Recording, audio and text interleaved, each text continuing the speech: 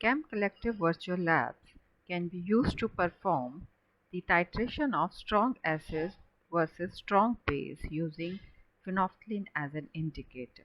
To perform this experiment virtually, what we have to do is, from a number of cabinets of the chemicals provided, we have to select the strong acid. See, I can select this 0.1 molar HCl. I will double click on this. On this window I'll get 0.1 molar HCl. I will close this cabinet. Then in the strong base I'll click here and I'll select 0.1 molar NaOH. I'll close this cabinet. Then I will select the indicator, that is the phenolphthalein. We know that phenolphthalein is the indicator for the strong acid and the strong base titrations it is used. Then I will select the glasswares. Here I'll select 250 ml flask and I require the pipette. Let me select the 25 ml pipette. You can select 10 ml also, and I require the burette. Clear? Then what I will do is I will rename this flask as the A flask.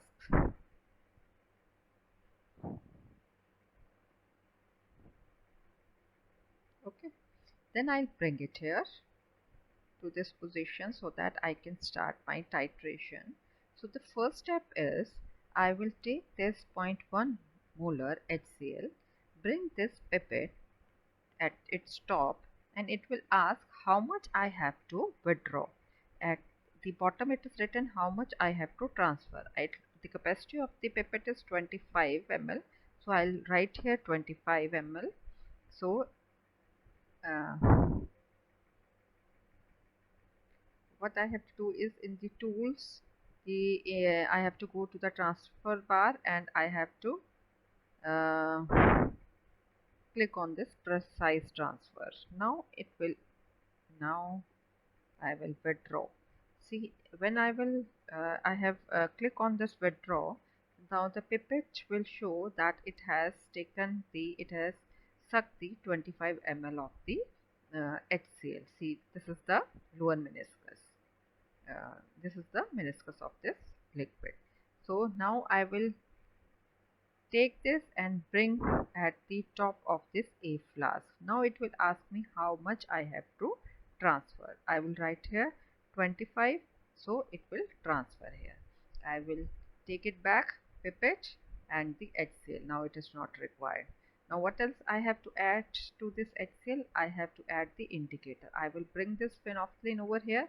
Now it will ask how much I have to transfer. I'll write here 0.2. So that means 0.2 ml it will be transferred to this A flask. I'll keep this phenolphthalein at its place. Now I will take this 0.1 molar HCl and bring it at the top of this burette. So when I bring it near the burette, so now it will ask how much I have to transfer. See, this capacity of this burette is 50. So I'll write here 50. So it will pour 50 ml of the NaOH into this burette. See, I will ask the students to note out the lower, initial reading. That will be, this is 1, 1, 2. So this is 1.2. So why it is not showing the 0 in the burette? Because the lower portion of this burette is also filled with the NaOH. Now I will bring this burette at the top of this A flask. Now it will ask me to transfer the amount. Now I will move to this tool section and this transfer bar and bring it to I will click here realistic transfer. So now I will start pouring the NaOH into the flask A. So I will only click at the pour. So it will start pouring the NaOH from the burette into the flask A. So I will continue adding the NaOH into the flask A till I have added approximately 24 ml of the NaOH.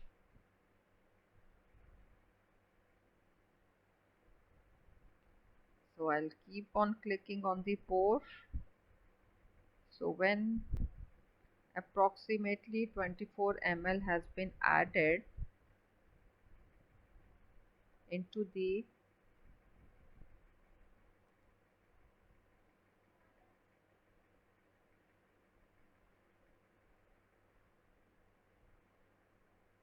titration flask A, then what I have to do is I have to again move to the tool section and then to the transfer bar. Approximately um,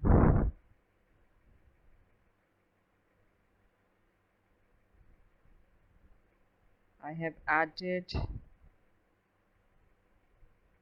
32 ml has been transferred. So we can ask the students to take 10 ml also of the HCl, or they can take 20 ml also, so twice they will suck the 10 ml. So we will keep on adding slowly and slowly.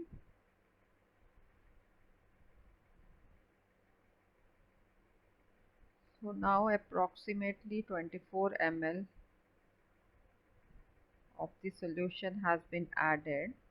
So now I will move to the tool and then to the transfer bar, and then I will shift from realistic transfer to significant figure transfer, and I'll write here 0.01. So now I will start adding the NaOH into the flask A. Now it will add only 0.01 ml, and we will see that we have the end point, that is the appearance of light pink color.